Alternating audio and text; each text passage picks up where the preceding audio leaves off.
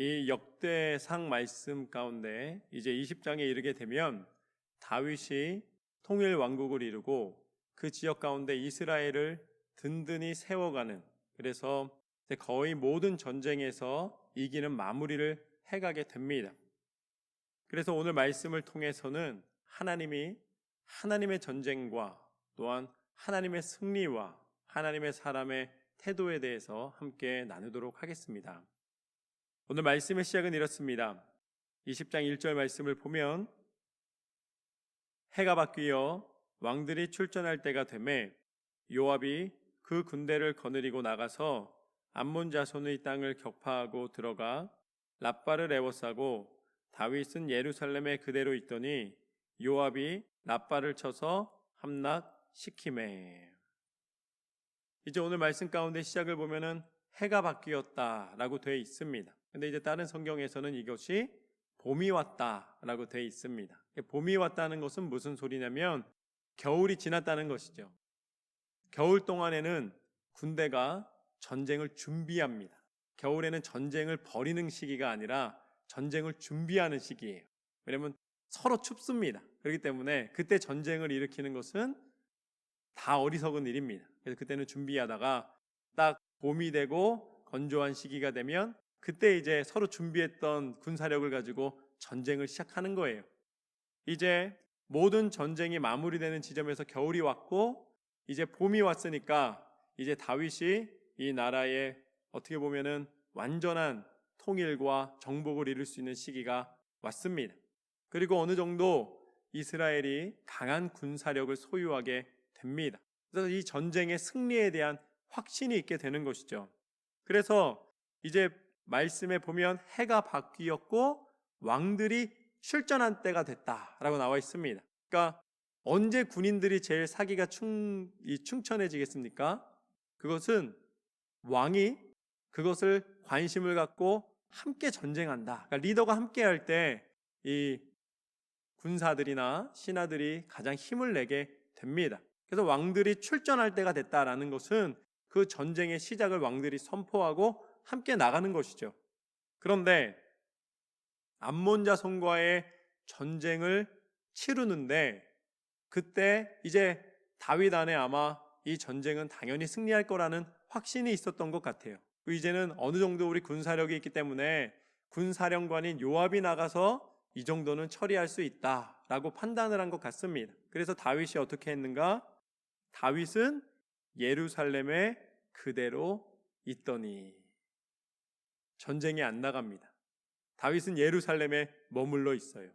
그리고 다윗의 용사들 30명이 앞장서서 요압을 중심으로 해서 그 전쟁을 치루어 가게 됩니다. 그런데 여기서 이제 다윗이 그대로 있던 이 시기에 어떠한 또 다른 사건이 벌어지게 됩니다. 다윗이 전쟁에 나가지 않고 예루살렘에 있었는데 그 시기에 바로 사무엘하 11장 1절에서 5절 말씀이 동일한 시기입니다. 그래서 거기를 보면은 이런 사건이 있었습니다.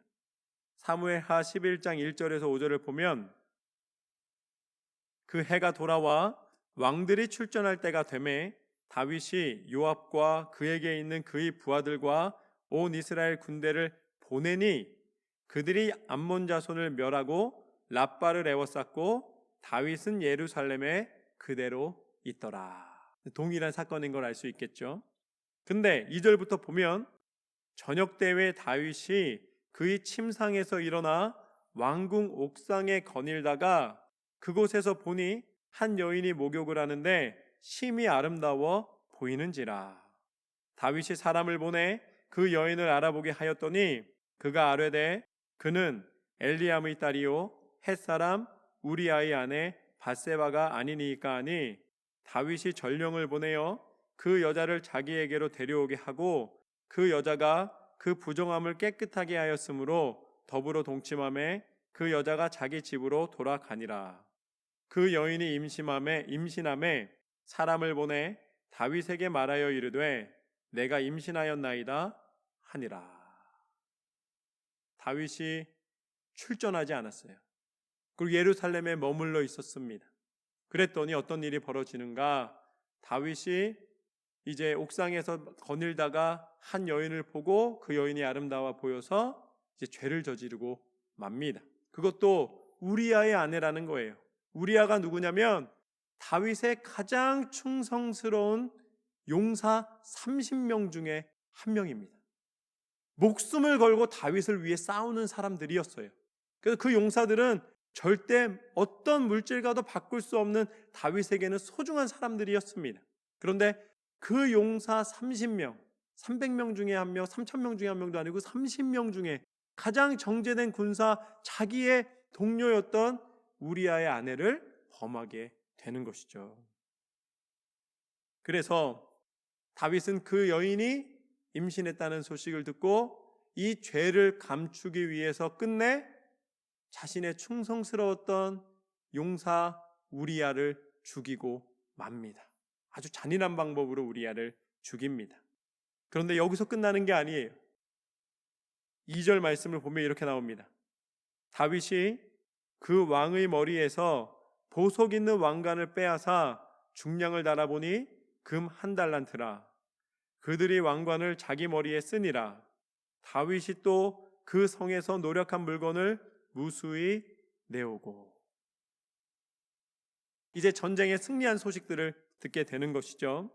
그런데 다윗이 갑자기 지금까지와 다른 한 행동을 합니다. 그게 무엇이냐면 바로 적국의 왕을 죽인 다음에 그 왕의 머리에 있던 왕관을 가져왔어요. 그랬더니 다윗이 그걸 갖고 뭐라고 있는 거예요? 그 왕관을 자기 머리에 써보고 있는 거예요. 1달란트의 금으로 만든 왕관이기 때문에 웬만큼 무거운 것이 아닙니다. 이게 무겁다는 소리예요. 무거운 왕관이라는 것입니다. 무겁다는 건 금이 많이 들어갔다는 것이겠죠. 보기 화려하다는 것입니다. 그래서 자기 왕관을 벗어야 적국 왕의 왕관을 쓸 수 있지 않겠습니까? 그러니까 그 왕관을 받아서 자기 머리에 썼다라고 되어 있는 거예요. 그런데 이 장면 이전에 전쟁에 수많은 승리를 거뒀고 그때도 적국의 왕들의 왕관을 수없이 가져왔습니다. 그들의 모든 물건들도 많이 가져왔어요. 그런데 그때마다 다윗은 어떻게 하였는가? 하나님 앞에 내어드리며 이 모든 것은 하나님이 인도해 주신 것입니다. 먼저 기도하였고, 먼저 예배하였고, 먼저 하나님 앞에 드렸고, 하나님이 허락해 주신 것으로 백성과 나누며 하나님의 뜻대로 행하는 모습들을 보였습니다. 그런데 갑자기 다윗이 예루살렘에 머물기 시작하면서 적국의 왕관을 보면서 좋아 보이는 거예요. 심지어는 그걸 자기 머리에 쓰는 도저히 지금까지의 다윗의 모습과 하고는 상상이 안 되는 행동을 벌이게 됩니다. 지금 다윗의 모습이 전혀 이전의 다윗의 모습이 아닌 거예요. 여기서 하나님은 우리에게 첫 번째 교훈을 우리 가운데 주십니다. 여러분의 기도를 멈추지 말라. 기도를 멈추지 말라. 언제부터 다윗이 이렇게 변했는가? 다윗이 하나님 앞에 묻지 않고 유유히 동네를 왕궁을 거닐면서 자신이 쉬기 시작하면서부터 변한 거예요. 여러분, 믿음 생활은 했다 안 했다 하는 게 아닙니다. 믿음 생활은 호흡과 똑같아요. 기도는 호흡과 똑같습니다. 믿음은 하나님 앞에 한결같은 모습으로 나아가야 할 줄로 믿습니다. 어떤 믿음이 진짜 위험한 믿음이냐면 뜨거웠다 차가웠다 하는 믿음이 제일 위험해요. 언제는 막 열정적에 내가 하나님 믿습니다. 내가 뭐든지 할 거고 다 드릴 거고 막 외쳐요. 그러다가 언제 그랬냐는 듯이 세상이 좋사오니 막 이러는 거예요. 그러다가 조금 있다가 이러면 안 되지 그러면 또 와가지고서는 막 부르짖어요. 여러분, 다른 게 정신병이 아닙니다. 한결같아야 돼요. 우리가 믿음을 지키고 하나님을 온전히 바라보겠다는 결단을 내렸다면은 그 결단 가운데 온전한 마음과 온전한 믿음으로 하나님 앞에 나아가야 될 줄로 믿습니다. 다윗이 기도를 멈추는 순간, 그의 영적인 생활이 멈춰지는 순간 다윗의 영적인 귀가 닫혀지게 된 거예요. 자신의 욕심이 그 안에 들어오는 순간, 어둠이 그 안에 자리 잡기 시작한 순간 그의 영적인 눈은 어두워져 버렸습니다. 그가 기도를 멈추고 하나님과 연결되는 것이 단절되기 시작한 순간 그는 더 이상 하나님이 주시는 축복의 길이 아닌 자신의 욕심과 자신의 죄악된 길에 서게 되는 모습을 보게 되는 것입니다. 여기서 중요한 것은 누구도 예외가 없다는 사실을 기억하십시오. 하나님 앞에 온전히 서지 않으면 어떤 사람도 사단의 공격을 피할 수가 없습니다. 지금 다윗이 이러는 것 같지만 다윗이 멈춰선 순간 사단이 다윗을 조종하고 있는 거예요.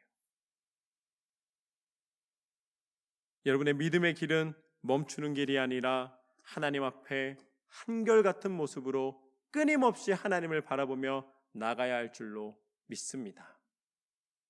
계속해서 3절 말씀을 보면은 이렇게 나와 있습니다. 그 가운데 백성을 끌어내어 톱과 새도끼와 돌소래로 일하게 하니라. 다윗이 암몬 자손의 모든 성읍을 이같이 하고 다윗이 모든 백성과 함께 예루살렘으로 돌아오니라. 이제 갑자기 하나님께서는 이 장면에 되게 시간이 많이 흐르고 있는 거예요. 그런데 3절 말씀부터 보면은 다윗이 다시 승리하게 하십니다. 전쟁에서 승리하게 하여 주시고 그 적국에서 많은 물품들과 사람들을 다 차지할 수 있는 은혜를 허락하여 주시는 모습을 보게 됩니다. 이건 뭐냐면 전쟁에 승리했다라는 것입니다. 승리해야지 가져오지, 승리하지 않으면 가져올 수 없잖아요. 그러니까 전쟁을 하나님이 이기게 해주셨다는 것입니다. 그렇다면 어떻게 다윗이, 그런 죄악 가운데 있었던 다윗이 이렇게 하나님의 승리를 다시 회복하고 맛보고 있는가?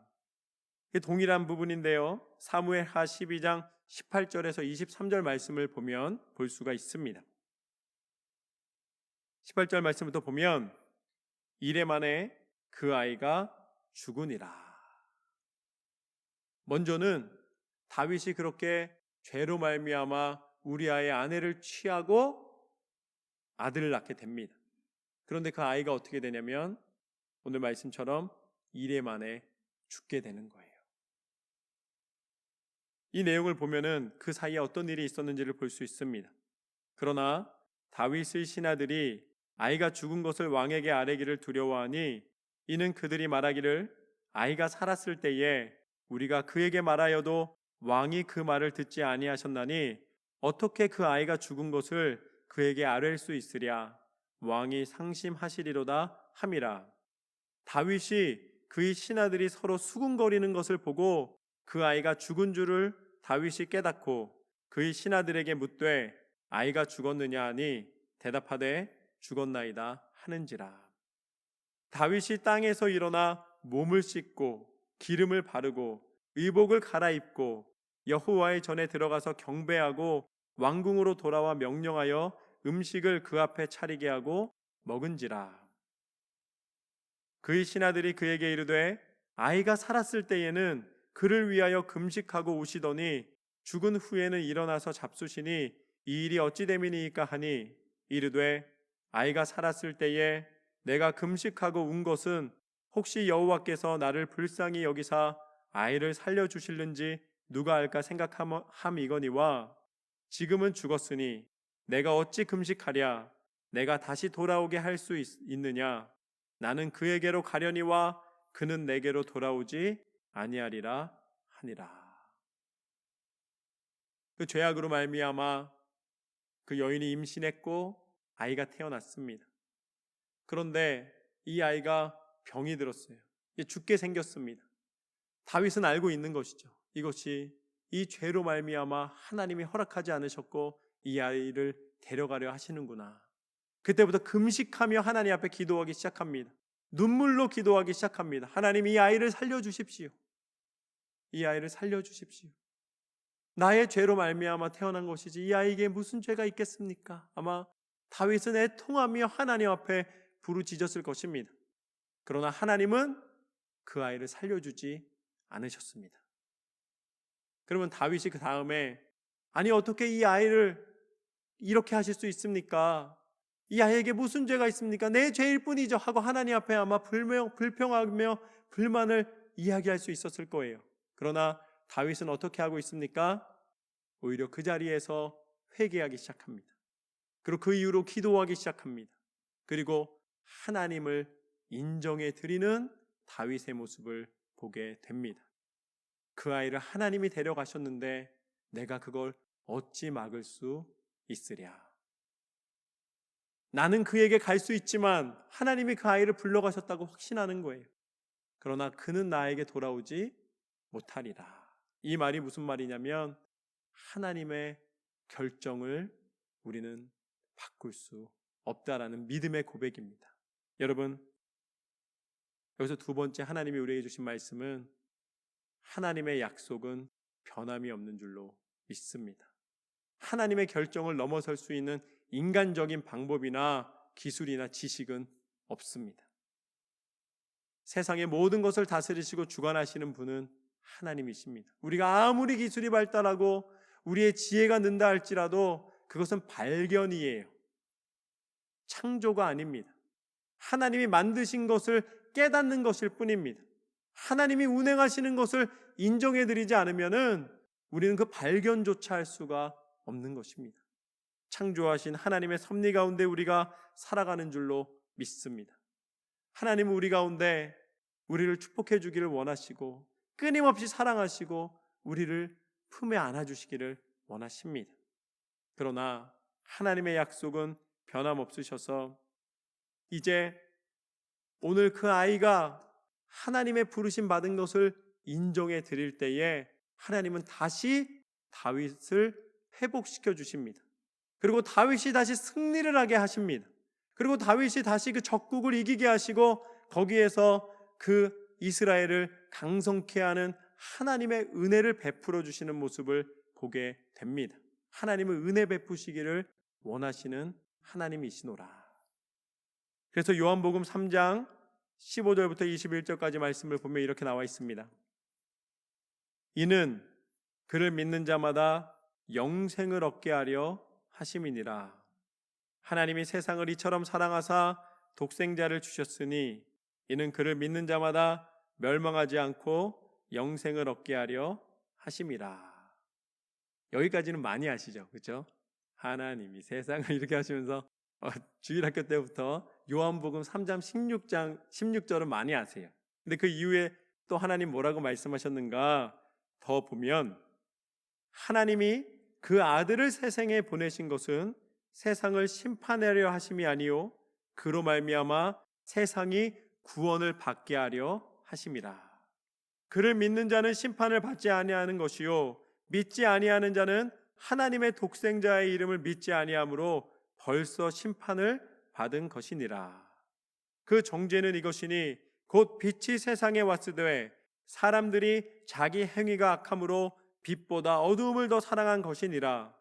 악을 행하는 자마다 빛을 미워하여 빛으로 오지 아니하나니 이는 그 행위가 드러날까 함이요 진리를 따르는 자는 빛으로 오나니 이는 그 행위가 하나님 안에서 행한 것임을 나타내려 함이라 하시니라.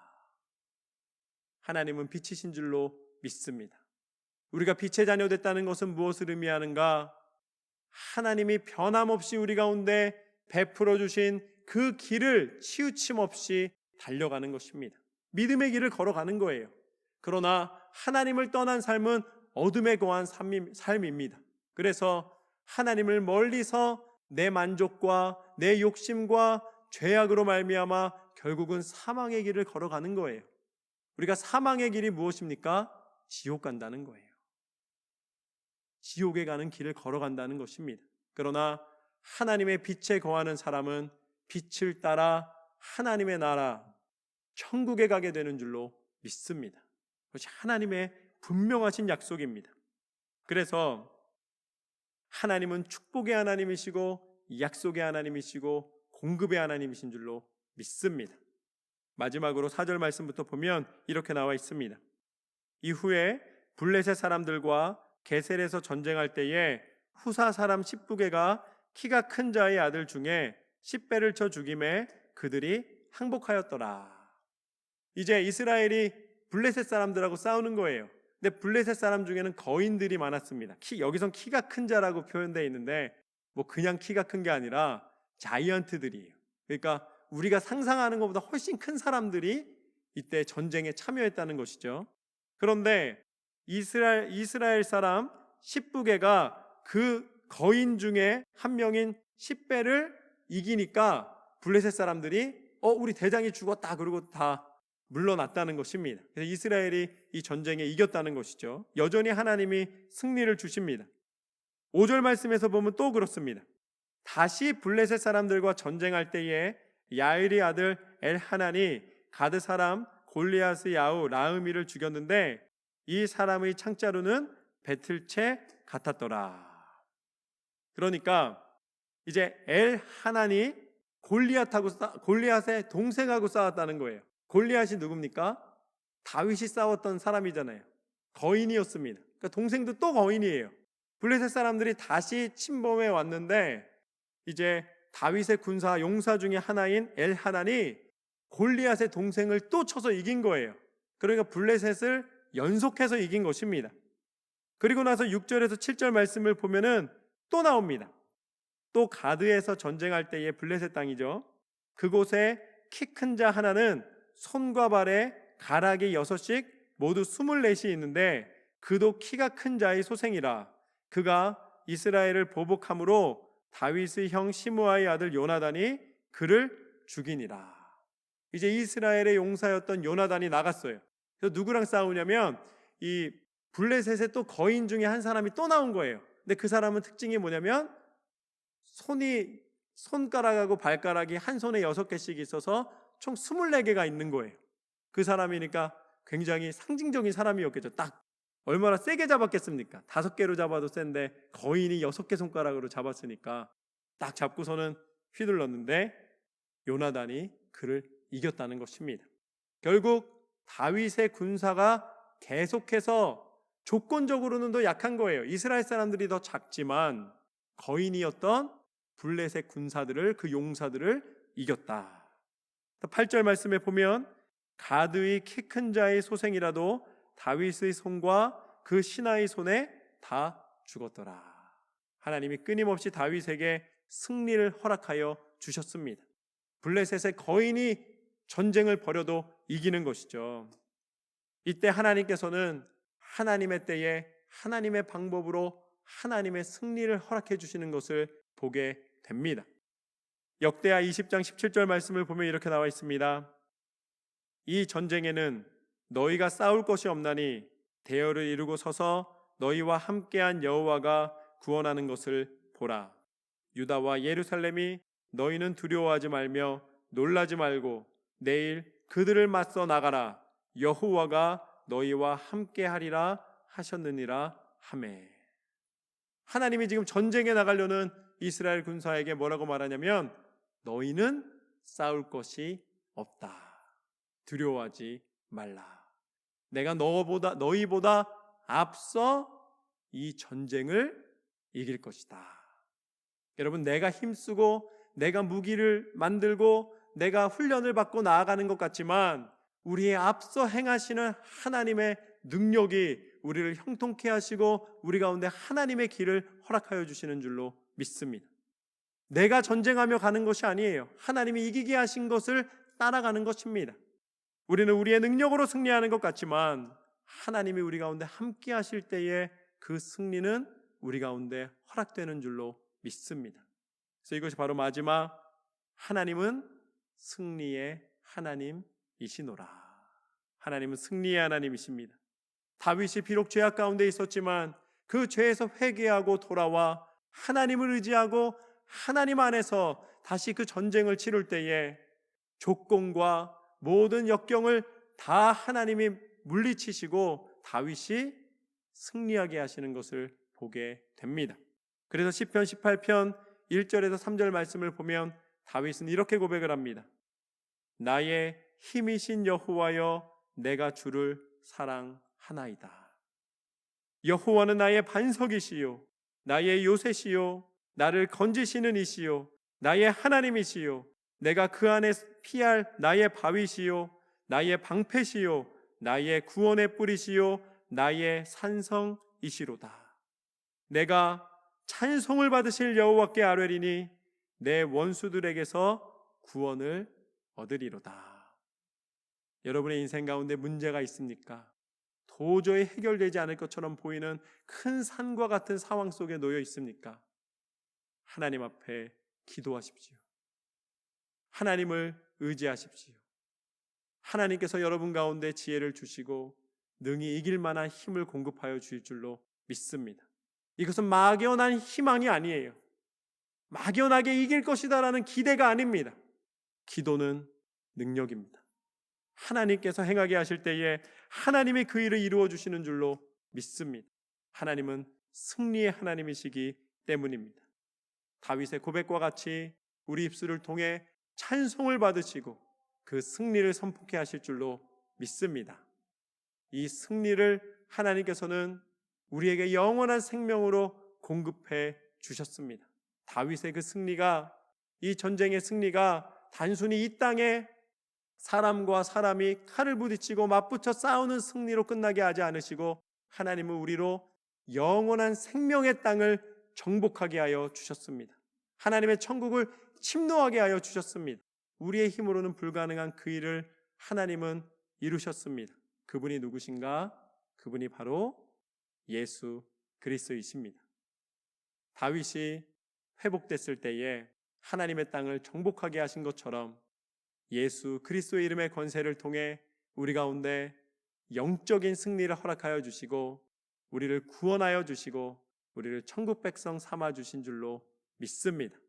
예수 그리스도의 이름의 권세 가운데 날마다 감사와 찬송으로 승리하시는 저와 여러분의 삶이 되시기를 축원합니다. 오늘 말씀을 정리하겠습니다. 첫 번째, 오늘 교훈의 첫 번째는 기도와 믿음을 멈추지 말라. 다윗이 전쟁에 참여하지 않고 예루살렘에 머물렀을 때에, 그걸 제가 멈췄다고 표현하겠습니다. 멈췄을 때에 사단의 유혹을 벗어날 수 없었습니다. 여러분의 믿음의 발걸음을 견고히 하여 끝까지 승리하시기를 소망합니다. 두 번째는 하나님은 약속을 지키시는 하나님이시다. 하나님의 약속은 변하지 않습니다.